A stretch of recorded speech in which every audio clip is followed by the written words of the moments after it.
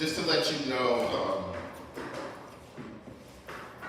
I have to apologize. I couldn't come up with the words to match the magnitude of this day. So please bear with me as I paraphrase a speech from Reverend Dr. Martin Luther King Jr. This speech was delivered famously at the American Psychological Association in 1967. And it begins. Well, we've come a long, long way, and we have a long, long way to go. As I close, let me say that there are certain technical words in every academic discipline that soon become cliche and stereotypes. Every academic discipline has its technical nomenclatures. The modern psychology has a word that is probably used more than any word in psychology. It's the word maladjusted. It is the ringing cry of modern child psychology. We certainly all want to avoid the maladjusted life in order to avoid neurotic and schizophrenic personalities. I want to close today by saying that there are some things in our nation and the world to which I'm proud to be maladjusted, in which I call upon all good men willing to remain maladjusted until good society is realized. I must honestly say that I never intended to adjust myself to segregation and discrimination. I never intended to become a justice to religious bigotry. I never intended to adjust myself to economic conditions which take necessities from the many to give luxuries to the few. I never intended to adjust myself to the madness of militarism and self-defeating effects of physical violence. But in a day when Sputniks, Explorers, and Geminis dash through the outer space and guided ballistic missiles are carving highways of death through the stratosphere, no nation ultimately wins a war. It is no longer a choice between violence and nonviolence. It's either nonviolence or non-existence. The alternative to disarmament, the alternative to strengthening the United Nations and thereby disarming the whole world. The alternative to ending that war I consider a gravely unjust, evil, abominable war in Vietnam.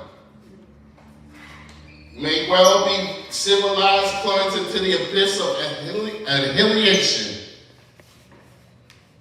Maybe our world is in dire need of a new organization, the International Association for the Advancement of Creative Maladjustment. Men and women who will be as maladjusted as the prophet Amos, who in the midst of the injustice of his day could cry out, "Let justice roll down like waters and righteousness like a mighty stream." As maladjusted as Abraham Lincoln, who finally came to see after all his vacillations that this nation could not survive half slave, half free.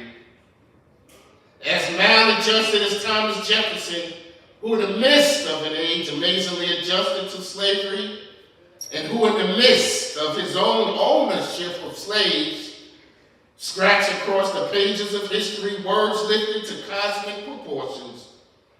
We hold these truths to be self-evident, that all men are created equal, that they are endowed by their Creator with certain inalienable rights. As maladjusted as Jesus Christ, who could say that he who lives by the sword shall perish by the sword. Through such maladjustment, I believe that we can emerge from the bleak and desolate midnight of man's humanity, to man into the bright and glittering daybreak of freedom and justice. Having lost faith in the future, I can still feel that we can develop a kind of coalition of conscience, and within this coalition move on to a brighter tomorrow.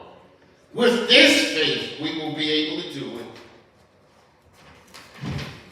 There is something in this universe that justifies Carlyle in saying, "No lie can live forever."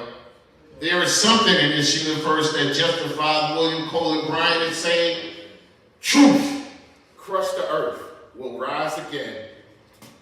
There is something in this universe which justified James Russell Lowell as saying, truth forever on the scaffold, wrong forever on the throne. Yet that scaffold sways the future. With this faith, we will be able to hew out of the mountains of despair a stone of hope. We will be able to transform the jingling discords of our nation into a beautiful symphony of brotherhood.